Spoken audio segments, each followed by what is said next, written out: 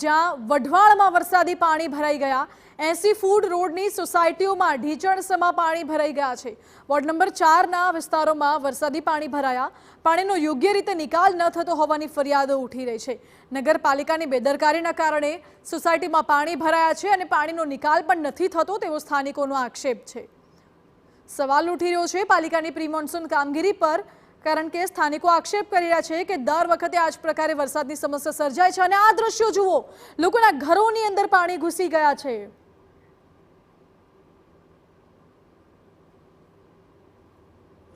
એક રોડ થયો, એ રોડના હિસાબે આ પાણી ભરવાનું 12 વર્ષથી હું હેરો છું। 12 વર્ષથી સુધી આટલું પાણી ભરાણું નથી। આ રોડ થયા પછી અહીંયા પાણી આવ્યું, નકર આ કોઈ આવ્યું નથી। 12 વર્ષથી હેરો છું, કોઈ પણ અમારે રસ્તા ઉપર પાણી નથી ભરાણું। જે કામ નગરપાલિકા હિસાબે વ્યવસ્થિત રોડ બનાવ્યો હોત, પાણી અહીંયાથી આ ગટરના પાણી બધા ભરાઈ ગયા છે, સંડાસ બાથરૂમ બધું બંધ થઈ ગયું। તમારે જવું ક્યાં ઉંમર લાયક પાણી? તમે કઈ જગ્યાએ રહો બા? અમે અહીં માધવનગરમાં। કોના વિસ્તારમાં આવે? ઈ તો કોના ઈ તો બહુ મને ખબર ન હોય। નીલેશભાઈ ના વાળામાં આવે ને। નાના છોકરાને આમાં કુલે મૂકવા ચીમ જાવું, કઈ વસ્તુ લેવા કેવી રીતે જાવું, આનો કાક નિકાલ લાવો। તો લોકો પોતાની હાલાકી વર્ણવી રહ્યા છે, રોષ ઠાલવી રહ્યા છે તંત્ર સામે।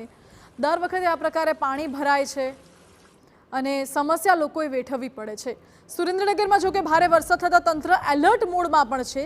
ધોળીધજા વાણસલ ડેમ ઓવરફ્લો થતાં નીચાણવાળા વિસ્તારોમાં ન જવા તંત્રએ સૂચનાઓ આપી છે।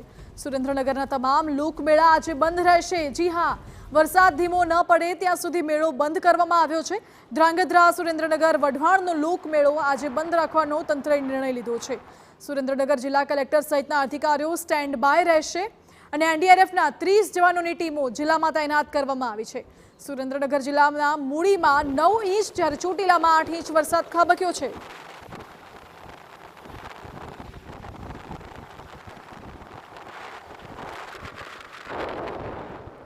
તો દેવભૂમિ દ્વારકાના ખંભાળિયા શહેરમાં સવારથી વરસાદી માહોલ। ખંભાળિયા, શક્તિનગર, રામનગર, ધરમપુર, હર્ષદપુર સહિતના વિસ્તારોમાં ધોધમાર વરસાદને પગલે રસ્તા પર નદીઓની જેમ વરસાદી પાણી વહેતા થયા। સોની બજાર, રેલવે સ્ટેશન રોડ, નગરનાકા સહિતના માર્ગો પર વરસાદી પાણી વહેતા થયા છે। રામનાથ સોસાયટીના રોડ પર ઢીચણસમાં પાણી ફરી વળ્યા છે।